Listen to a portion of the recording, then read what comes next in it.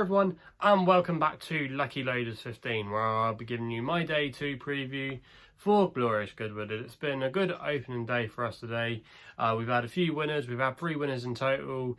We had our next best base blues come in at 5-2. That was an easy success in the end for Will Buick and Charlie Appleby for Godolphin. And then we had success elsewhere with Elm Kayet as well. Really stepped up from his debut performance at Newbury to win today at Goodwood. We put him up at 15.08, but he was very well fancied. He stayed strong in the market, and in the end that was a comfortable success. And then of course Stradivarius as well, not bragging about tipping an odds-on shot, but he was always I thought still a bit of value at his price, even though he was 8-13 on. I wasn't really convinced by Santiago, but he did a nice performance despite getting in a little bit of traffic problems. But once he pulled out inside the final furlong, he showed his class to everyone, and in the end it was a very good performance, and I'm quite excited about the possibility of him going towards the Arc. I think he would run a massive race in it, so it's been a good day for us as well on that score. And we had another nice run for our money as well, where we got the each way profits from Walk in the Sand. We put him up at 28-1 each way with 6 places. I know William Hill were paying 6 places, so if you did get the 6 places as advertised, you would have had a nice bit of each way profits there. So yeah, it's been not too bad day today at Glorious Goodwood. At the current time of recording, I'm just making this at 5 o'clock, and we've still got the majority of our day 2 Galway selections to go. We had a good day there yesterday. We had 5-1 and 7-1 winners, so hopefully we can have a good evening there. But obviously I'm not going to know how they've done until later on, until the results come in. So fingers crossed we can have a good day and continue our good form. But let's get straight into the business end of things. All the selections for tomorrow on day 2 of Glorious Goodwood, going through every single race, 7 races tomorrow. And it starts with another fillies handicap in the 110, and I think the favourite here is a good thing. That's Walagek for David Egan and Roger Varian.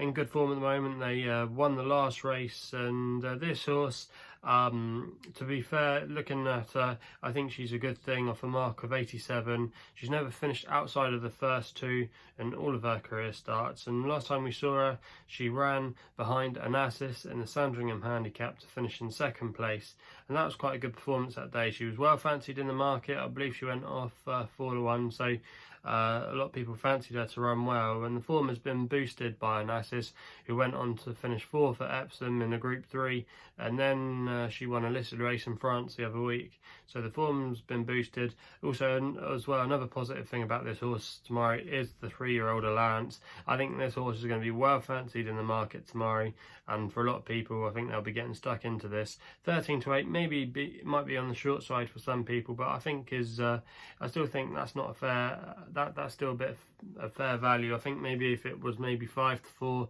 touching even money, then I might want to steer away. But 13-08, if you maybe want to put it in a multiple bet tomorrow, I think that's not a bad selection to have. And for me, Walagek is the one they've all got to beat. So that's the selection there. We then go to the 145. This is the 2.5 mile race at Goodwood. Quite a bizarre sight, because I think they start in the home straight and then they run and then they do the loop down the far side of the course, where they normally start from, and then they come back on themselves. You always want to stay to win this race. A lot of horses are normally legless at the end, but the one I'm going to go with here is Oleg for Holly Doyle and Paul Nicholls in the colours of Midland Racing. You can back this horse at 8-1 each way, and you can get 5 places as well. So that's going to be the recommended tip. Now this horse has actually been running on the flat in its last couple of starts.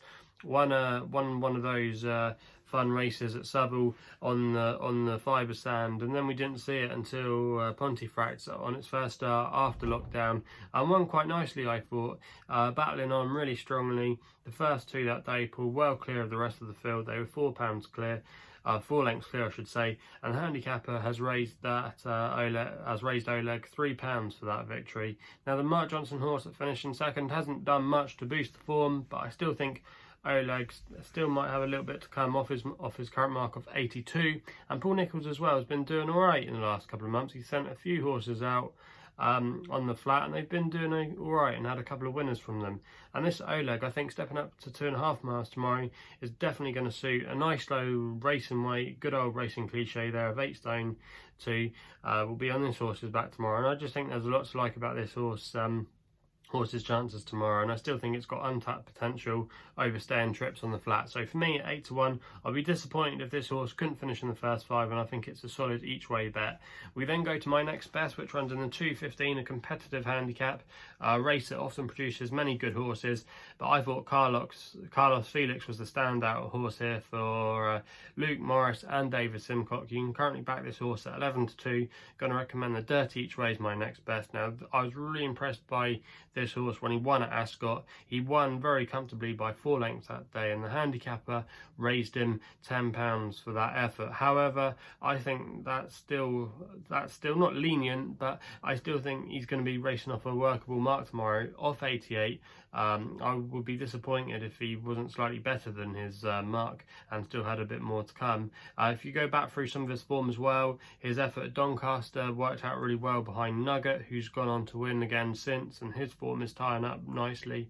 So I think Carlos Felix stinks of an improver to me. David Simcock tends to improve his horses, especially over these kind of trips, and I just think there's a lot to like about this horse's chances tomorrow. I know Winner Clock is another nice horse that I've liked before and put up, but I just think Carlos Felix could be a little bit of a classier type, and for me at 11-2, I think he's still potentially well handicapped off 88, and he'll do for me. We then go to the 2:45 for the Malcolm Stakes, and I'm going to put up Steel Bull here for Colin Keane and Mikey O'Callaghan. Now, you wouldn't see too many Michael O'Callaghan runners running at Goodwood. You wouldn't send too many over, but this one is a really intriguing runner. I'm going to recommend just the 4-1 win only bet here, but this horse absolutely blew me away last week when I saw him winning at Naas, and it's just so interesting that they've decided to enter him in this race tomorrow so early on in his career. He's by Claude de Ville, who you wouldn't normally associate with many great horses from his progeny, but still, nevertheless, you know, this Steel Bull is bred to be a speedier type, got so many good group related horses that won over sprinting distances in his pedigree on the dam side, you know. And they've booked Colin Keane as well. He's going to be riding Siskin tomorrow. We'll get onto that race in a minute. But yeah, Steel Bull, I think there's a lot to like. I don't think this is a particularly strong renewal. I think there's a few here that might have hit their ceiling already and don't know how much more improvement to come. But Steel Bull, we don't know where we're going to stop finding the improvement with him. But I suggest that I think he's still got a bit more to come. And at 4-1, he's a horse I'm willing to back tomorrow, and I think he'll go very well in that Malcolm. We then go with My Nap. Now, this is definitely, I think, the race of the season so far. You can give pretty much them all chances, but the one that I'm going to be going with here is the one I've been loyal with ever since Royal Ascot, and that was with Mohaather. Now, this horse is trained by Jim Crowley and Marcus Tregoning as the trainer. Already had a winner at Glorious Goodwood today, so he's off the board. And at 11-4, I think this horse still has a bit of value in it. Now, that might be too short for some people. I know loads of people, especially the Irish lot, are going to be wanting Siskin to win. But for me, Siskin is a horse that I'm not sure if I would want to be getting stuck into him. I don't think actually the Irish 2000 Guineas form is that strong, even though obviously you would like to think maybe he would improve for that being his first start of the season, and even though he was caught up in a lot of traffic, he still did well to win. But I'm not convinced of his class from last season, and I would have a temperament issue with him. That would probably be my main concern. You might remember when he came over here for the Middle Park to take on the likes of Earthlight. He got really rudely down at the start, and in the end he had to be withdrawn. So, or did he stay in stalls? I can't remember, but he was very temperamental, and that really paid to his chances. But yeah, Siskin, I would be against him tomorrow. Kamiko, yeah, he ran okay, I thought, in the Derby, considering none of them, but from the horses that came from the back, he was one of the better horses. But for me, I just think Mohaather is the one they've all got to beat here. He was so unlucky. I thought at Royal Ascot, I thought it was more of a piece of work for him, really. Jim Crowley was pretty much on the bridle, and then he asked him just to close up a little bit of ground in the last furlong, and he flew home like a rocket. A really easy piece of work for him. And then I think when Dane O'Neill rode him to win the Group 2 Summer Mile at Ascot next time out, again, I don't think he really came out of third gear. This horse, Mohaather, he's always been a class horse. He showed really good ability as a juvenile, but then he had his problems and then he wasn't able to line up in the 2000 Guineas. He retained ability in his last effort of last year when he came in 5th place in the QE2. I think there's lots to like about Mohaather. He does have to give away a bit of weight to some of the younger horses, you know, but I just think the track's going to suit him, and the smaller field I think should help him as well. And as long as he doesn't get into any traffic problems, I think this horse is going to show us tomorrow why he is a Group 1 animal, and I think he will beat this field, even though it does look a strong field on paper. But for me, Mohaather, I think he's a monster.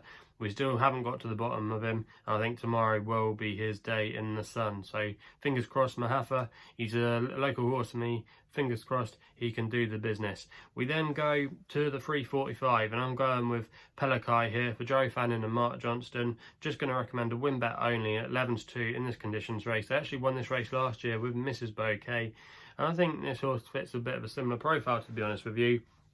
Won on debut at Newcastle in good style, but then has maybe gone a little bit downhill, but ran a fair race, I thought, in the Marygate Stakes at York to finish in 4th place. Was prominent, trying to make all from the front like many of Mark Johnston's horses do, but then just got collared in the last furlong or so.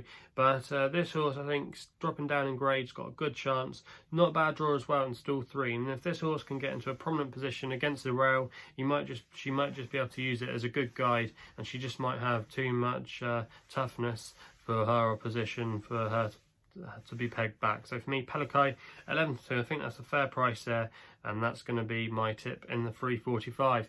We then go to the 420, and this is going to be my biggest priced selection at Goodwood tomorrow. Going with Dirty Rascal here for Tom Marquand and Tom Ward. You can get 10-1 with 6 places. Sky Bet paying out 6 places, and now this horse has got a good record at Glorious Goodwood. He actually won this race here last year, and then when he was a 2-year-old, he finished 2nd at the Glorious Goodwood meeting. So it's a track that he does really well at, and I think he just takes a few runs to come to the fore. He's had a couple of runs, and he's back down to his last winning mark, which came off a mark of 87, and that was in this race last year. He's got a good draw in stall 4 tomorrow. I think he's coming into his own now. I think he should be fit, and he should be peaked for tomorrow.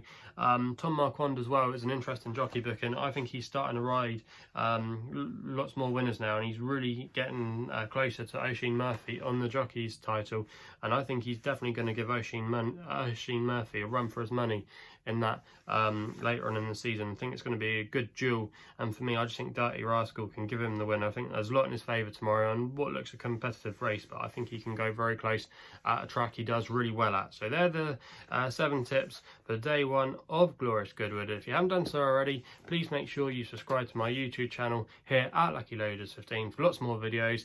Also as well, if you want to follow me on social media, you can do, where my handle is at Lucky Loaders 15. And if you want to follow me and check out a little bit more about myself, go to my website, which is www.chrisloaderracing.co.uk for a full portfolio of my work. So that's what I've got to say. Please gamble responsibly. Hopefully we can have some winners tomorrow, and we'll be seeing you soon.